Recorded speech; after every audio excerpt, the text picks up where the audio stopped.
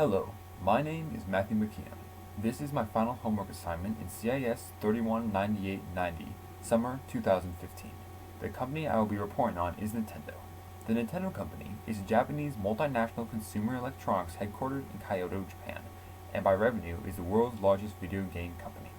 Nintendo was founded on September 23, 1889.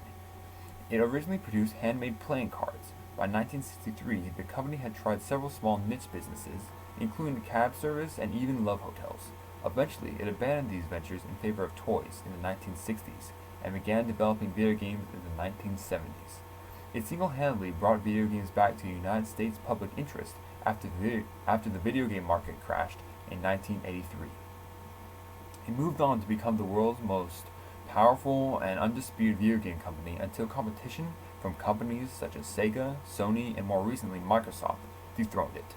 Nintendo is responsible for the creation of some of the most recognized icons in not only gaming communities, but society at large, the most recognized being the current mascot Super Mario from Super Mario Bros.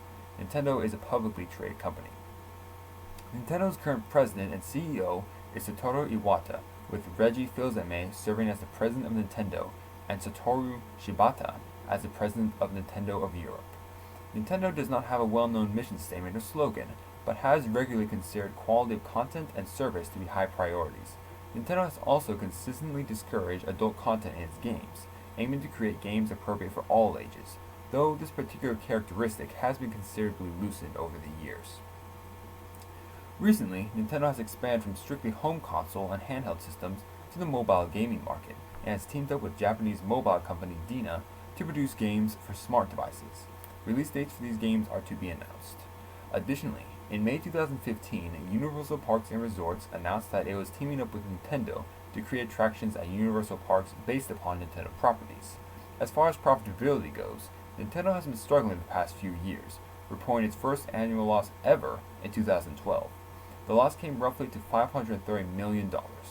Nintendo reported continual annual losses up until 2015, where they turned a profit, disclosing net sales of $4.61 billion and operating income of $207.83 million for the fiscal year that ended March 31, 2015.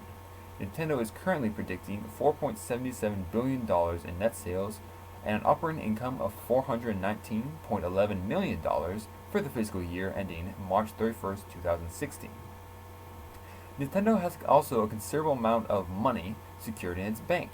Taking this into account, should Nintendo sustain a loss of $250 million annually, they would still survive till 2052, and that is on the money alone.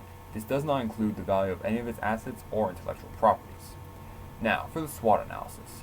Nintendo's greatest strength has always lied in its innovative ability, where most of its competitors stick to tried and true methods, releasing familiar games and systems regularly. Nintendo prefers to innovate and relies on its creativity to curb competition. A classic example of this is Nintendo's popular Wii gaming system, which overcame competition through innovative controls and unique gaming. Conversely, innovation can also serve as Nintendo's greatest weakness, as some concepts simply do not turn out well. A recent example of this is Nintendo's floundering system, the Wii U, which despite large amounts of funding quickly fell behind competition. At the same time, however, new opportunities are arising with Nintendo's entrance into the smartphone gaming market, as well as its licensing of intellectual properties to third parties such as Universal Studios. The obvious threats to Nintendo come from both Microsoft and Sony, which vie for dominance in the home console gaming market.